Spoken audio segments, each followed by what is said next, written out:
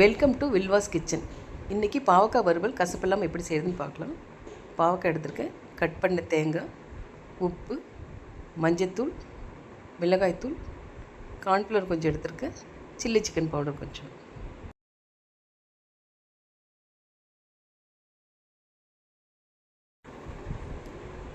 ஒரு பாத்திரத்தில் தண்ணி வச்சு அந்த தண்ணி நல்லா கொதிக்கும் போது பாவக்காவை போட்டு ஒரு 2 நிமிஷம் அப்படியே வேக விட்டுடலாம்.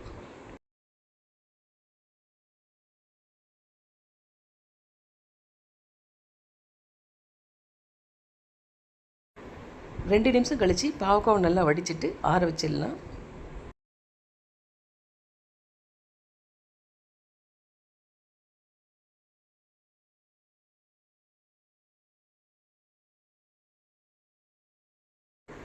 பாவக்காய் ஆறினதுக்கப்புறம் கொஞ்சம் மஞ்சத்தூள் சேர்த்துக்கலாம்.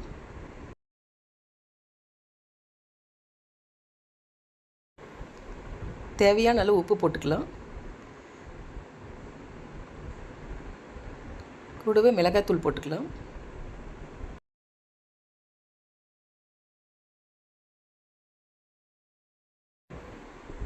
சில்லி சிக்கன் பவுடர் கொஞ்சம் போட்டுக்கலாம்.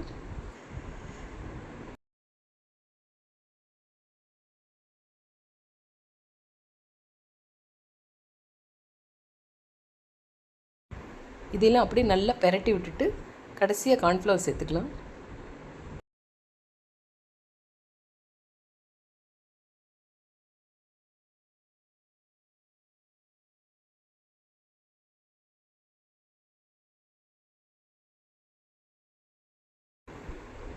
கொஞ்சமாக தண்ணி தெளித்து நல்லா கலந்து விட்டுடலாம்.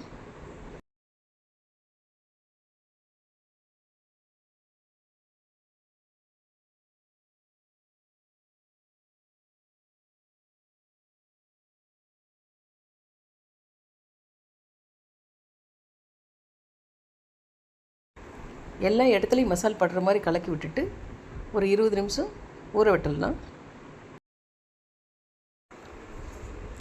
சூடான எண்ணெயில் ஃபஸ்ட்டு தேங்காயை பொரிச்சுக்கலாம்.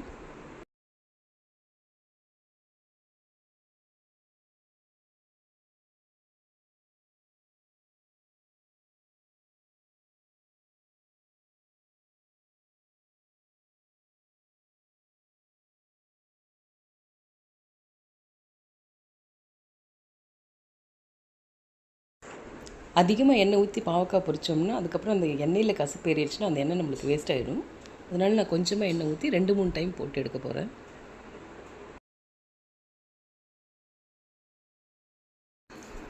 தேங்காய் பொரிச்ச எண்ணெயிலே இப்போ பாவக்காவும் போட்டுக்கலாம்.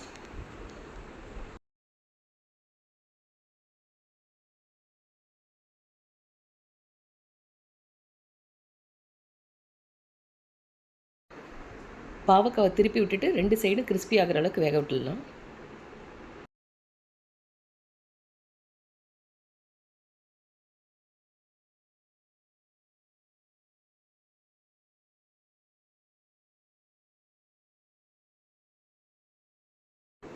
இந்த அளவு கிறிஸ்பியானது எடுத்துடலாம். இதே மாதிரி மீதி இருக்கிறது போட்டு எடுத்துக்கலாம்.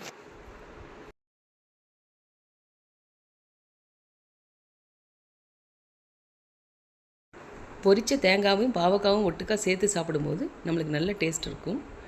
கசப்பு கொஞ்சம் கூட தெரியாது.